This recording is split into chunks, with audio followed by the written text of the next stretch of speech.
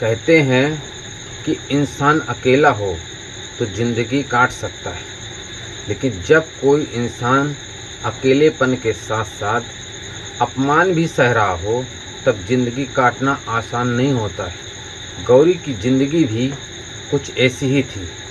पति को गुज़रे 5 साल हो चुके थे। 2 छोटे बच्चे थे, घर था, खेत था, परिवार था, लेकिन फिर भी गौरी के पास अपना कहने वाला कोई नहीं था। वह उसी घर में रहती थी, लेकिन उस घर में उसकी ज़िंदगी पर फैसला लेना और कोई करता था। और फिर उसकी ज़िंदगी में एक ऐसा आदमी आया जिसने कभी उससे प्यार का दावा नहीं किया, बस हर मुश्किल के समय उसके साथ खड़ा रहा। गौरी को कब उससे लगाव हो गया, उससे खुद पता नहीं चला, लेकिन जब गांव वालों को दोनों के रिश्ते की भनक लगी तो पूरे परिवार में तूफान आ गया। और जिस दिन गौरी ने सबके सामने एक फैसला लिया, उस दिन उसके शब्दों ने पूरे गांव को खामोश कर दिया। उसने कहा, आज मैं किसी का घर नहीं छोड़ रही, आज मैं अपना जीवन खुद चुन रही हूँ। आखिर गौरी ने ऐसा फैसला क्यों लिया, और वह आदमी कौन था जिसने बिना कोई वादा किए उसकी ज़िंदगी बदल दी? आइए जानते हैं पूरी कहानी। एक अधूरी कहानी है। मध्य प्रदेश के एक छोटे से गांव में गौरी अपने 2 बच्चे मोहन और गुड़िया के साथ रहती थी। गौरी की शादी नरेश से हुई थी। नरेश ज़्यादा पढ़ा लिखा नहीं था, लेकिन स्वभाव से बहुत अच्छा इंसान था। शादी के कुछ वर्षों बाद उनके 2 बच्चे हुए। गौरी की दुनिया अपने पति और बच्चों के आसपास की ही थी, लेकिन 5 साल पहले एक बीमारी ने नरेश को हमेशा के लिए उससे छीन लिया। नरेश की मौत के बाद गौरी की ज़िंदगी पूरी तरह बदल गई। उसकी उम्र ज़्यादा नहीं थी, लेकिन समाज ने उसके लिए जैसे फैसला कर दिया कि अब उसकी ज़िंदगी सिर्फ 2 बच्चे और घर की जिम्मेदारियों तक ही सीमित रहेगी। नरेश का बड़ा भाई भंवर सिंह का परिवार में काफ़ी प्रभावशाली था। खेती का बड़ा हिस्सा उसी के नियंत्रण में था। शुरुआत में उसने गौरी से कहा, तुम्हें किसी चीज़ की चिंता करने की ज़रूरत नहीं है, बच्चे इसी घर में पलेंगे। गौरी ने उसकी बात पर भरोसा कर लिया, लेकिन कुछ महीने के बाद उसे एहसास होने लगा कि यह घर उसके लिए सहारा कम और बंधन ज़्यादा बन चुका है। गौरी सुबह सुबह सबसे पहले उठती, बच्चों को तैयार करती, खाना बनाती, पशुओं को चारा देती, घर का काम करती, और फिर अगर कोई काम थोड़ा देर से होता तो भंवर सिंह की आवाज़ पूरे घर में गूंजती, गौरी घर संभालना नहीं है तो ठीक से संभालो। गौरी चुप रहती, कभी जवाब नहीं देती थी। उसे सिर्फ अपने बच्चों का भविष्य दिखाई देता था। एक दिन उसने अपनी सहेली रेखा से कहा, रेखा, कभी कभी लगता है जैसे मैं इस घर में रहती नहीं, बस इसे निभा रही हूँ। रेखा ने पूछा, तो छोड़ क्यों नहीं देती? गौरी ने बच्चों की तरफ देखते हुए कहा, मैं चली जाऊंगी तो मेरे बच्चों का क्या होगा? यही सवाल हर बार उसे रोक लेता था। उसी गांव में एक युवक रहता था जिसका नाम देव था। देव नरेश का पुराना परिचित था। कुछ साल बाहर काम करने के बाद वह गांव में वापस आया था और खेती के साथ छोटा मोटा काम करने लगा था। देव और गौरी के बीच शुरुआती में सिर्फ औपचारिकताएं बातचीत होती थी।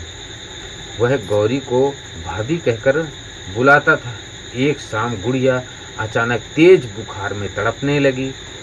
गौरी घबरा गई। रात हो चुकी थी। गांव का डॉक्टर घर से काफ़ी दूर था। गौरी बच्ची को गोद में लेकर बाहर निकली, तभी देव वहां से गुजर रहा था। उसने पूछा, क्या हुआ गौरी? गौरी बोली, गुड़िया को बहुत तेज बुखार है, डॉक्टर के पास ले जाना है। देव ने बिना समय गंवाए अपनी बाइक निकाली आप बैठिए। गौरी झिझकी, लेकिन बेटी की हालत देखकर वह बैठ गई। उस रात देव उन्हें डॉक्टर के पास लेकर गया। दवा मिली, कुछ घंटों में गुड़िया का बुखार कम हो गया। सुबह गौरी ने देव से कहा, आपने बहुत मदद की। देव मुस्कुराया, बच्ची आपकी है, लेकिन गांव की भी तो बच्ची है। गौरी पहली बार उसके सामने मुस्कुराई। उसे नहीं पता था कि यह छोटी सी मदद आगे चलकर उसकी ज़िंदगी की सबसे बड़ी कहानी बनने वाली है। अब देव कभी कभी बच्चों के लिए चीज़ें ले आता था। मोहन की पुरानी चप्पल देखकर उसने एक दिन नई चप्पल ला दी। गुड़िया को रंग भरने की किताब चाहिए थी, वो भी ले आया। लेकिन गौरी के लिए उसने अभी कुछ नहीं खरीदा। एक दिन गौरी ने हंसकर पूछा, बच्चों को ही सब कुछ मिलता है, मेरी बारी कब आएगी? देव भी हंस पड़ा। आपको क्या चाहिए? गौरी ने पूछा। कुछ नहीं, बस ऐसे ही पूछ रही थी। देव ने कहा, आपको किसी चीज़ की ज़रूरत हो तो बताइएगा। गौरी ने उसकी तरफ देखा। हर बात बताना ज़रूरी है क्या? देव कुछ पल चुप रहा, फिर बोला, नहीं, लेकिन कुछ बातें किसी के पूछने का इंतज़ार करती रहती हैं। गौरी उस दिन बहुत देर तक उसकी बात सोचती रही। गौरी ने धीरे धीरे महसूस किया कि देव के आने से उसके घर में एक अजीब सा सुकून आने लगा था। देव घंटों उसके पास बैठता नहीं था। वह कोई बड़ी बड़ी बातें नहीं करता था, लेकिन जब वह पूछता, आज तबीयत कैसी है, तो गौरी को लगता जैसे किसी ने सच में उसकी चिंता की है। एक दिन बारिश हो रही थी। गौरी छत से कपड़े उतार रही थी। अचानक उसका पैर फिसल गया। देव ने दौड़कर उसका हाथ पकड़ लिया। कुछ पल दोनों एक दूसरे को देखते रहे। गौरी ने तुरंत हाथ छुड़ा लिया। धन्यवाद देव, आप ठीक हैं? हाँ। देव कुछ कहने लगा, लेकिन रुक गया। गौरी ने पूछा, क्या हुआ देव? कुछ नहीं, गौरी बोली। कहिए। देव ने धीमे स्वर में कहा, आप जितना खुद को मजबूत दिखाती हैं उतनी है नहीं है। गौरी की आंखें नम हो गई।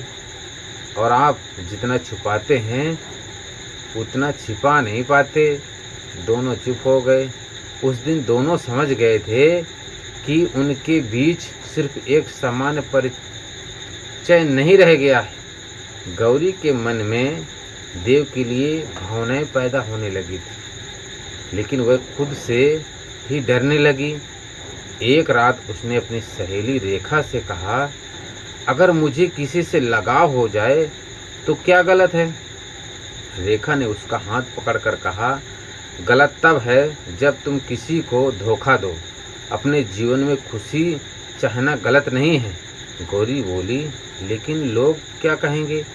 रेखा ने कहा, लोग तुम्हारे दुख में एक भी दिन तुम्हारे साथ नहीं बैठे, फिर उनकी बात तुम्हारी ज़िंदगी का फैसला क्यों करे?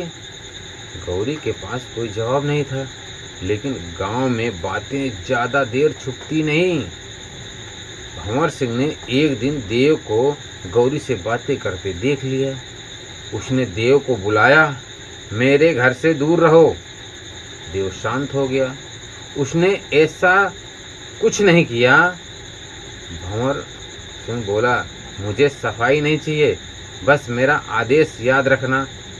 देव ने कोई बहस नहीं की। उस दिन से के बाद उसने गौरी से दूरियां बना ली। गौरी को समझ नहीं आया कि अचानक देव बदल क्यों गया। एक दिन उसने रास्ते में देव को रोक लिया। मुझसे नाराज़ हो क्या? देव ने कहा, नहीं। फिर बात क्यों नहीं करते? देव चुप रह गया। गौरी ने कहा, किसी के डर से। देव ने पहली बार उसकी आंखों में देखा। डरता मैं आपके लिए नहीं। फिर देव बोला, आपके बच्चों के लिए। अगर मेरी वजह से उन्हें कोई नुकसान हुआ तो मैं खुद को कभी माफ़ नहीं कर पाऊंगा। गौरी की आंखों से आंसू निकल आए। उसी रात गौरी ने अपने पति नरेश की पुरानी संदूकची खोली। कपड़ों के नीचे उसे एक लिफाफा मिला। लिफाफे पर लिखा था, गौरी के लिए। उसने कांपते हाथों से पत्र खोला। नरेश ने लिखा था, अगर मैं कभी तुम्हारे साथ ना रहूं तो बच्चों को अकेला मत समझना। जिंदगी अगर कभी तुम्हें दोबारा खुश होने का मौका दे तो सिर्फ इसलिए उसे मत ठुकरा देना कि लोग क्या कहेंगे। गौरी पत्र पढ़कर रोने लगी। वर्षों बाद उसे लगा जैसे उसका पति दूर से उससे कह रहा हो, गौरी अब जी लो। अगले दिन गौरी देव से मिलने गई। देव ने उसे देखकर कहा, आप यहाँ? गौरी ने नरेश का पत्र उसकी तरफ बढ़ा दिया। देव ने पढ़ा, फिर गौरी की तरफ देखा। आप क्या चाहती हैं? गौरी ने कहा, मैं डरते डरते थक गई हूँ। देव चुप रहा। गौरी बोली, लेकिन मैं कोई जल्दबाजी भी नहीं करना चाहती। देव ने कहा, मैं भी नहीं करना चाहता। फिर? देव ने जवाब दिया, अगर कभी आपका साथ मांगूंगा तो सिर्फ आपका नहीं मांगूंगा, आपके बच्चों का भी जिम्मा लूंगा। और अगर आप मुझे मना कर देंगी तो भी मैं आपकी इज्जत हमेशा करूंगा। गौरी की आंखें भर आई। उसने पहली बार देव का हाथ थामा। कुछ कहा नहीं, लेकिन उस एक पल में दोनों ने बहुत कुछ कह दिया। भंवर सिंह को जब दोनों के रिश्ते की भनक लगी तो उसने पूरे परिवार के सामने गौरी को रोकने की कोशिश की। तुम इस घर की बहू हो, अपनी मर्यादा में रहो। गौरी अब पहले वाली गौरी नहीं थी। उसने शांत स्वर में कहा, मर्यादा सिर्फ मेरे लिए है। भंवर सिंह चौंका। गौरी ने कहा, आपने मेरे 5 साल देखे हैं। मैंने कभी इस घर की इज्जत के खिलाफ कदम नहीं उठाया, लेकिन मेरी जिंदगी का फैसला लेने का अधिकार आपको किसने दिया? भंवर सिंह गुस्से में बोला, मैं घर का बड़ा हूँ। गौरी ने कहा, घर का बड़ा होना किसी की जिंदगी का मालिक होना नहीं होता है। पूरा आंगन शांत हो गया। उसी पंचायत में देव ने नरेश के जमीन से संबंधित दस्तावेज सामने रखे। नरेश ने अपने बच्चों के हिस्से की जमीन पहले ही उनके नाम कर दी थी। भंवर सिंह वर्षों से गौरी को यह कहकर रोक रहा था कि अगर वह घर छोड़ेगी तो बच्चों के पास कुछ नहीं बचेगा। गौरी की आंखों में आंसू आ गए। उसे पहली बार समझ आया कि उसके डर को ही हथियार बनाकर उसे रोका गया था। गौरी, फैसला तुम्हें करना है। गौरी ने बच्चों को देखा, फिर देव को देखा और बोली, मैं किसी से लड़ने नहीं जा रही हूँ, मैं बस अपनी जिंदगी वापस लेने जा रही हूँ। देव आगे आया। उसने गौरी से कहा, एक बार फिर पूछ रहा हूँ, क्या आप मेरे साथ चलेंगी? गौरी ने कहा, अगर मैं चलूँ तो? देव ने कहा, तो आपके बच्चे मेरे बच्चे होंगे। मोहन तुरंत देव के पास आया, आप हमें छोड़ेंगे तो नहीं? देव ने बच्चे के सिर पर हाथ रखा, कभी नहीं। गुड़िया दौड़कर देव से लिपट गई। गौरी की आंखों से आंसू बह निकले। देव ने उसकी तरफ देखा। गौरी ने धीरे से कहा, अब मुझे डर नहीं लगता है। देव मुस्कुराया, क्यों? गौरी बोली, क्योंकि मुझे पता है कि मेरे चलने वाला आदमी मेरे आगे नहीं चल रहा, मेरे साथ चल रहा है। कुछ महीने बाद गौरी और देव ने सादगी से विवाह कर लिया। ना कोई दिखावा, ना बड़ी बारात, बस कुछ रिश्तेदार और गांव के कुछ लोग और 2 बच्चे, जो इस रिश्ते के लिए सबसे बड़े गवाह थे। समय बीतता गया। गौरी ने फिर से सिलाई का काम शुरू कर दिया। देव ने खेती के साथ साथ छोटी सी दुकान खोल ली। दोनों ने मिलकर बच्चों की पढ़ाई शुरू करवा दी। एक शाम बारिश हो रही थी। गौरी बरामदे में बैठी थी।